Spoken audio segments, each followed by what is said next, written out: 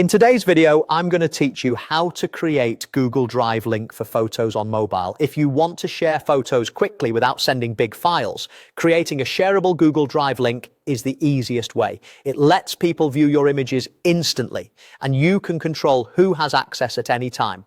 I'll walk you through the entire process on your phone step by step and include a few tips to keep things secure and simple.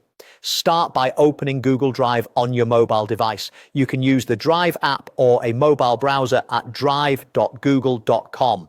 Make sure you're signed in to the correct account where your photos are stored. When you land on the home screen, you'll see your recent files and folders. A good tip here is to double check you're on a stable internet connection so the sharing options load quickly. Next, select the photo or photos you want to share. On mobile, tap once to open a file or press and hold on a thumbnail to select it. If you want to share multiple photos with one link, keep tapping to select additional items. This is great for sending a batch without zipping files or creating a folder manually. Now tap the share button. It's the icon that looks like a person with a plus, or it may simply say share depending on your app version. This opens the sharing panel where you can choose how people will access your photo. In the sharing panel, look for the section labeled General Access. This is the key area that controls who can open your link.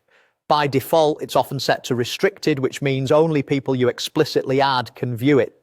Change the setting to anyone with the link. This makes the file accessible to anyone who has the URL without them needing to sign in. For most situations, viewer access is perfect because it allows people to see the photo but not edit or delete anything. If you ever need to tighten access later, you can come back and switch it back to restricted. Once that's set, tap Copy Link.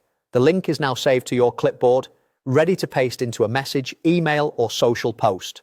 Remember that anyone who gets this link can open the photo, so share it only with people you trust. Finally, tap Done to close the sharing panel. That's it. You've created a Google Drive link for your photos on mobile and are ready to share it anywhere.